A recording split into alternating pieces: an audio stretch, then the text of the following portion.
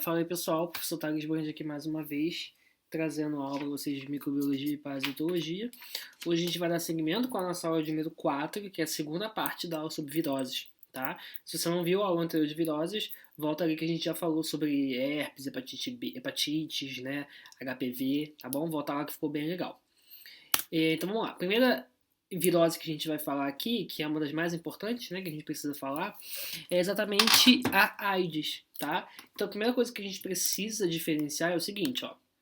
Ter HIV não é o mesmo que ter AIDS, tá? Assim, a gente podia fazer uma aula inteira só sobre HIV e AIDS, tá? Então eu vou tentar resumir as informações que eu julgo que são mais importantes, tá bom? Então a primeira coisa é que HIV é o nome do agente etiológico, é o nome do vírus que causa essa doença, tá? Se você pegar a tradução aí, né, porque tá em inglês, óbvio, é HIV, vírus da imunodeficiência humana, tá? AIDS é o nome da doença que a pessoa que tem o HIV pode vir a ter. Não é todo mundo que tem HIV que tem AIDS. A gente vai ver aqui o tratamento, né, que a gente tem aqui de graça no Brasil pelo SUS, óbvio. Ele funciona muito e ele faz bastante sentido, tá? Então vamos lá. Síndrome da imunodeficiência adquirida. Esse é o nome da doença. A sigla AIDS, na verdade, ela é uma sigla em inglês, que aqui no Brasil ela seria traduzida como SIDA, com S. A gente quase nunca vê essa sigla traduzida nos trabalhos, nos artigos e informações, porque o termo AIDS já se popularizou muito fácil. Né? Então a gente usa mais o termo em inglês mesmo porque as pessoas conseguem associar melhor, tá? Mas se eu for traduzir o termo para a nossa língua portuguesa, seria síndrome da imunodeficiência adquirida, tá? Síndrome porque é um conjunto de vários sintomas.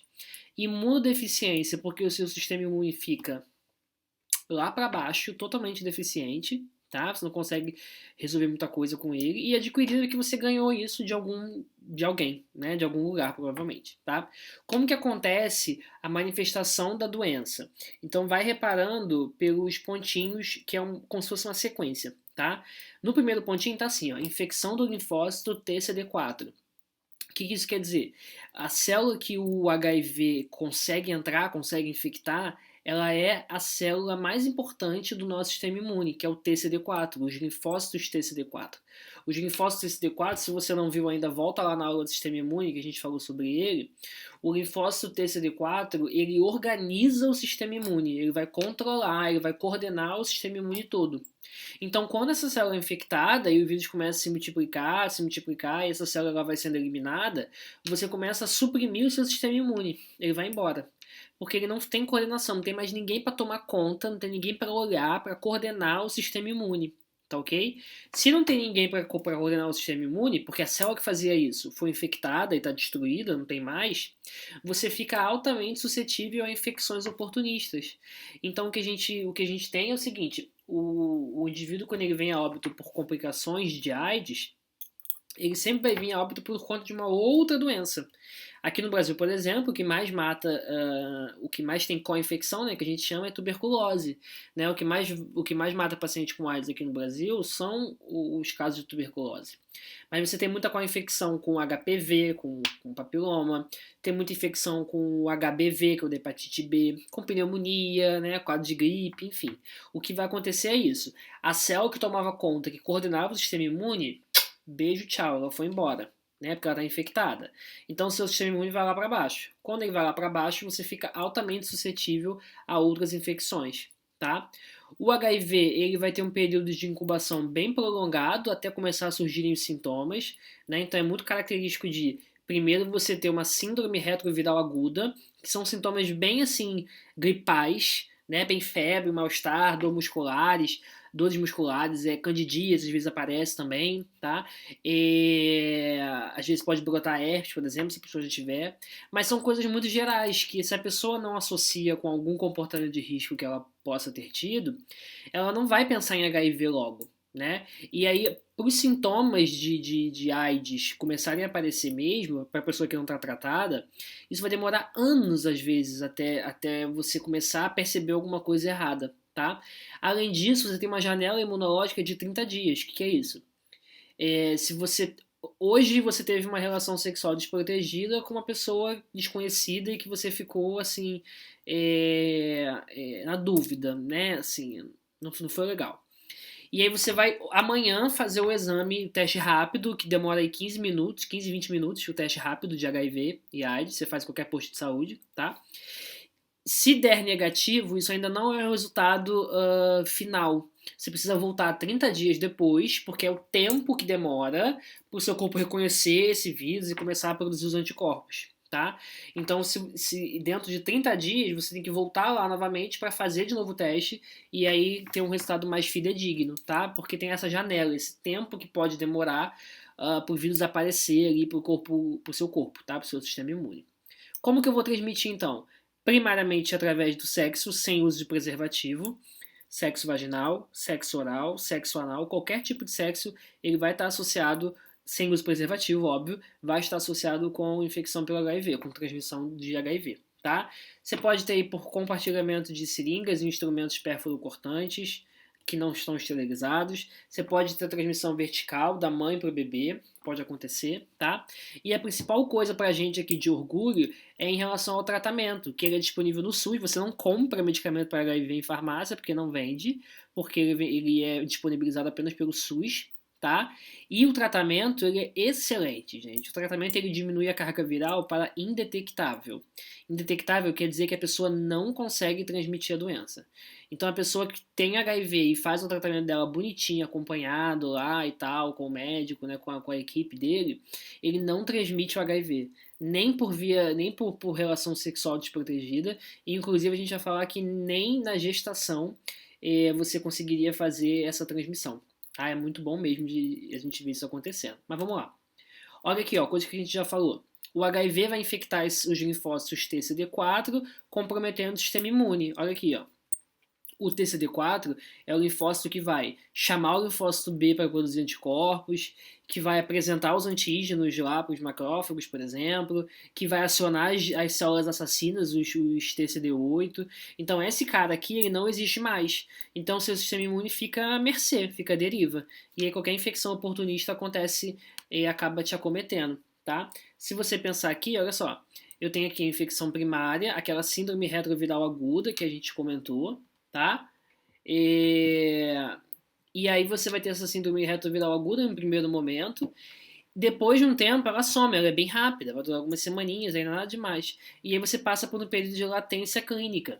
Essa latência clínica nada mais é do que o vírus se escondendo, não mostra sintomas, mas ele vai se multiplicando com o passar do tempo. Olha aqui, ó. Você tem aqui essa setazinha azul é a quantidade de CD4. E essa linhazinha vermelha é a quantidade de HIV, tá? Então repara que com o tempo o CD4 vai indo embora, ó, caindo. E o HIV ele vai subindo, tá? E aí com anos aqui depois, ó, você começa a ter os principais sintomas, eventualmente fica exposto às doenças oportunistas e eventualmente venha a óbito, tá ok? Aí tem como pega e não pega, né? Porque a gente tem muito, como é que eu posso dizer? Tem muitas coisas que a gente ouve falar de HIV e AIDS que não são verdades, né? Então é óbvio que você vai pegar pelo sexo, por qualquer tipo de sexo sem uso de preservativo, mas você não vai pegar através do ato de masturbação, através de beijo na boca, pelo suor, pelas lágrimas, por abraço, por compartilhar copo descartável, roupa de cama, não é assim que acontece, tá? E aí o indetectável igual a transmissível que eu falei foi exatamente isso. Quando o indivíduo tem carga viral indetectável há mais de 6 meses, o HIV é intransmissível de maneira sexual. Inclusive a mãe pode ter o parto normal que o HIV não passa pro bebê, tá? Ela não vai poder amamentar ainda não, mas ela pode ter essa questão. Esse indetectável intransmissível a gente começou no Brasil aqui em 2019, se eu não me engano, por aí, tá? Que isso, de 2018 para cá que isso vem acontecendo mais, a gente vai vendo isso acontecendo, tá? Isso tudo por conta da eficácia da terapia antirretroviral, tá bom? E aí a gente tem aqui essa mandala da prevenção combinada. Eu sugiro a você que dê um pause, leia toda ela, ou procure no Ministério da Saúde. Essa foto é do MS, é lá do próprio Ministério da Saúde. São várias estratégias de prevenção que a gente fala para o paciente que tem HIV, tá? Então, por exemplo, para o paciente que tem HIV e para a população em geral, tá? Por exemplo, você testar regularmente para HIV e para outras ISTs, porque quanto mais eu testo, mais eu sei quem tem, e mais essa pessoa que tem acaba sabendo e ela vai tendo os cuidados para não passar adiante, tá? Tem as profilaxias que eu vou comentar daqui a pouquinho, prevenir transmissão vertical da mãe para o bebê, imunizar para hepatite B, para HPV, porque são causas importantes aí de óbito, tá, de complicação. Uma política de redução de danos em relação ao usuário de drogas, por exemplo, falando dando um pouco de educação para eles, né, em relação ao uso das seringas, de não compartilhar e tal. É uma política bem pensada na sociologia mesmo aí da questão, tá? Diagnosticar e tratar todo mundo que tenha qualquer tipo de ST, de hepatite viral. Uso de preservativo, tanto masculino quanto feminino, né, e de gel lubrificante, porque o gel lubrificante ele vai auxiliar, ele vai deixar o sexo menos abrasivo, né, então vai diminuir a chance de lesões, né, e com isso diminuir a chance de transmissão de qualquer doença sexualmente transmissível, de qualquer infecção sexualmente transmissível, tá? E tratar todo mundo que vive com HIV e AIDS. Agora, o que a gente precisa falar muito é sobre PrEP e PEP, e procura aí no YouTube, tem vários vídeos de relatos falando sobre isso. São coisas que ainda não estão muito populares e famosas aqui no Brasil, tá? Mas são coisas importantíssimas para a gente entender HIV e AIDS, tá? Então, com calma, eu vou ler um pouquinho de cada. A PrEP vem de pré-exposição, antes, prevenção, tá? Quando a gente fala de PrEP, a gente está falando de uma prevenção que você faz antes de você, eventualmente, ter contato com essa doença, a PrEP, né, perdão, com anticoncepcional. Você faz o anticoncepcional antes de ter relação sexual, para evitar, para prevenir que você tenha uma gravidez, tá? Então a PrEP, na verdade, ela é um estilo de vida. Você vai fazer, a pessoa, quando ela se encaixa, né, nos critérios, ela vai fazer vários exames e tal, e ela vai levar os comprimidos da PrEP para casa para tomar todos os dias. É um comprimidinho que você toma todos os dias para te proteger do HIV. Então é um medicamento que evita de você pegar o HIV. É 95% de eficácia, de proteção contra o HIV, tá? Entretanto, a PrEP, apesar daqui no Brasil ela ser disponibilizada no SUS, né? Você tem alguns pontos aí do país que distribuem isso. O site do Ministério da Saúde tem essas informações, de onde é que tem, tá?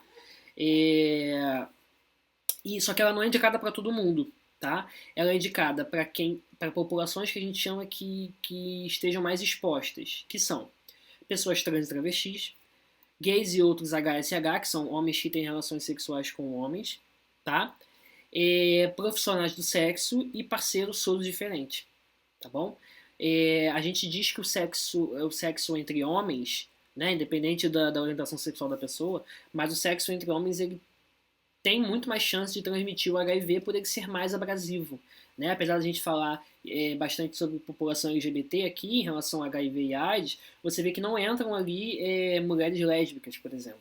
Tá? Exatamente porque o sexo entre homens tem essa questão mais abrasiva e acaba sendo mais infecciosa de acontecer. A infecção acontece de maneira mais fácil. Tá? Já a PEP é uma urgência. A PEP é a pílula do dia seguinte. E depois que aconteceu alguma coisa, alguma situação, você vai lá e toma ela pelo dia seguinte. A PEP é a mesma coisa. É uma profilaxia pós-exposição, depois de você ter entrado em contato com o vírus. Tá? A diferença aqui é que a diferença da PEP para a pílula do dia seguinte é que a pílula do dia seguinte você faz uma vez. A PEP você faz por um mês, 28 dias ali mais ou menos. Tá? Você tem que começar ela até 72 horas depois, até uns 3 dias aí depois que teve essa situação. Situação como acidente de trabalho, sexo desprotegido ou algum tipo de violência sexual, tá bom? Então a PEP é uma pós-exposição que a gente chama, tá? E aí vou dar uma passada por algumas viroses infantis, que todo mundo já teve quando criança, né? Ou não, que tem vacina, né? Todas elas que a gente vai falar aqui. Então a cachumba, por exemplo, você vacina lá na tríplice viral, né? Sarampo, cachumba e rubéola, que a gente vacina. A cachumba é bem caracterizada por fofão, né? Aumento das glândulas parótidas, né? Da bochecha, assim, né? A glândula parótida é uma glândula salivar, na verdade, né? E você aumenta, né? Tem esse aumento aí bem projetado, tá? Às vezes você tem de um lado, aí ela sai e vai para o outro. Geralmente a cachumba ela é imunidade permanente, você pega uma vez só, independente se é quando criança ou não, tá? A cachumba a gente diz que outros órgãos podem ser afetados também. É muito mais perigoso você pegar cachumba depois da adolescência, né? Assim, exatamente porque o vírus pode acabar descendo lá para baixo mesmo, e aí afetando aí testículos e ovários e pode acabar levando a quadros de esterilização, né? A pessoa perde ficando infértil, né? Na verdade, perdão, tá? A cachumba, como qualquer outra virose infantil, tem que dar o tempo dela, tá? Não tem muito o que fazer, porque você vai ter 1, 2 semanas por cara se recuperar, você não tem um tratamento específico contra o vírus, você vai fazer o sintoma, tá? E aí tem que isolar, ainda mais se for criança, tem que deixar em casa, não pode levar para a escola, porque a transmissão é muito rápida, a transmissão é muito fácil de acontecer, tá? É muito fácil em relação à transmissão, né, que a gente estava falando, perdão. Em relação a tosse, espirro, é bem fácil disso aí acontecer, tá? Agora, se a gente pensa no sarampo, por exemplo, o sarampo que também é uma infecção que voltou à beça aí por conta da baixa vacinação, é, o sarampo ele vai acometer vias aéreas, né? O sintoma não é de projeção assim da parótida, o sarampo tem mais a ver com essas manchinhas pelo corpo, tá? Esses exantemas macropapulares, febre, sintomas respiratórios, tá? Transmissão também é muito fácil, porque é por contato, o sarampo transmite muito, né, de uma pessoa para outra, e a gente tem vacina para ele, né, que é a tríplice viral, depois você faz a tetra também, que é a segunda dose, com 15 meses, e ele tem imunidade permanente, né? Isso é muito bom também da gente ver. Quando a gente fala do influenza, vírus da gripe, né? Tem que saber que influenza é vírus da gripe, tá? Tem vários tipos de... Tem H1N1, né? Que a gente chama, né? Várias coisas assim, tá? Então, quando a gente fala de influenza, o que a gente precisa lembrar é o seguinte. O influenza, ele é um vírus que sofre muitas mutações, olha aqui, ó. É um vírus que tem alta taxa de mutação, o que faz com que você tenha que vacinar com muita frequência a população, e fazer vacinas novas, na verdade, porque ele vai mudando de cara. É igual aqueles memes do TikTok, aí vai mudando de cara. Esse é o influenza, tá? E aí ele acaba fazendo com que você precise fazer novas vacinas, tá? Para tratar essa questão, para prevenir, na verdade, né? Vacina é prevenção. Influenza é um vírus muito facilmente passado, né? Assim, porque ele sobrevive muito tempo fora do corpo. A gente tem tratamento específico para gripe. A gente geralmente vai fazer com paciente acamado, né? Que é o Oseltamivir, Tamiflu, tá? A diferença, o que a gente fala muito da vacina do influenza é o seguinte: a produção dos anticorpos ela demora para acontecer. Então ela vai começar de 2 a 3 semanas depois que você se vacina. Então, mesmo quando você toma a vacina da gripe, é muito comum do paciente ficar resfriado ou se dar uma quedinha depois e ele achar que não funcionou a vacina, né? Mas isso, na verdade, acontece porque demora para a vacina fazer efeito, pensa nisso, tá? E uma coisa que a gente acostuma muito a falar e a gente precisa entender que gripe não é resfriado, tá? Quando a gente fala de resfriado, a gente está falando de outros vírus, geralmente rinovírus ou alguns coronavírus também causam resfriado, né? Não esse 19, mas alguns outros beta-coronavírus, enfim. A gripe ela é mais séria, ela é mais problemática, os sintomas são mais intensos, né? Febre, dores no corpo. O resfriado, assim, eu costumo dizer que é o seguinte: com o resfriado, tua vida vai. Tu fica resfriado, mas tu trabalha, tu estuda, a vida continua. Quando tu tá gripado, tu fica de cama às vezes, tem que faltar trabalho, né? Não consegue ir pra escola, pra faculdade. Exatamente porque é uma sintomatologia mais pesada, assim, tá bom? E aí, entrando aqui nas arboviroses, não tem como a gente não falar das doenças que são causadas aí pelos arbovírus, né, que a gente chama, e que a principal semelhança delas é o fato de elas serem transmitidas por um mosquito, que é o Aedes aegypti, tá? Então a gente tem aí febre amarela, dengue, zika, chikungunya e o maiaro, que é uma nova, tá? Para todas essas doenças, a gente não tem tratamento específico, a gente trata o sintoma. Então tu vai sair do consultório com uma receita para dipirona, né? Não tem muito o que fazer. Hidratação, né, também, enfim. Todas as faixas etárias são suscetíveis, porém idosos que vão apresentar algum tipo de doença crônica têm mais chance de desenvolver a forma grave das doenças, tá? Dentre todas elas, até hoje, abril de 2020, a gente só tem vacina para febre amarela. A gente espera que a vacina de dengue saia aí 2021, 2022. Vamos ver agora com o coronavírus como é que vai continuar o andamento dessas outras vacinas, né? E o que a gente acha interessante falar é o seguinte: existem muitas semelhanças entre os sintomas dessas doenças. A questão da febre, a questão das manchas, né? E aí o que dá para diferenciar é o seguinte: por exemplo, a dengue tem 4 tipos de vírus que causam a dengue. Dengue vírus 1, dengue vírus 2, dengue vírus 3, dengue vírus 4. você fica imune àquele vírus, àquele tipo que você pegou. Então, se você está dengoso, mas você está dengoso do tipo 2, você não pega mais ele. Mas você pode pegar o 1, o 3 e o 4. E aí, geralmente o paciente, quando ele pega a dengue pela segunda vez, é mais perigoso, é mais sério, assim, né? O caso fica mais grave, tá? Então, na dengue, você vai ter uma febre aí por uma semana, alta, né? Dores moderadas, não aparece tanta mancha, né? Não tem muita vermelhidão nos olhos. A dor muscular, né, nas articulações não é tão assim intensa, tá? O que não acontece na chikungunya. O que você mais vai ouvir reclamar de chikungunya são as dores. E as dores, assim, o cara trata chikungunya, acabou, foi embora, e meses depois, né, dependendo da condição do paciente, meses depois ele ainda continua sentindo dor da chikungunya, por conta dessa mialgia, dessa artralgia, dessas dores nas articulações, dores musculares, tá bom? Tá certo? A febre acontece menos, né? Mas o principal sintoma é a questão das dores, perdão, tá? Já a Zika, a gente tem aqui uma coisa interessante, que a Zika foi confirmada como transmissão por via sexual, diferente das outras arboviroses, tá? Além, né, do Aedes, óbvio. A gente já falou em relação à Zika, febre baixa. Em relação à Zika, dores também não é muita coisa. Em relação à Zika, as principais complicações são as manchinhas, né, na pele, às vezes o olho vermelho também, e principalmente complicação neurológica em gestante. Né? Para o bebê, a gente teve todas as questões aí de microcefalia e síndrome de Guillain-Barré acontecendo. Tá? E a febre amarela é uma doença já bem antiga da gente, que ela retornou, né, por conta de baixa adesão à vacinação e por conta do Aedes continuar rodando por aí, isso aconteceu.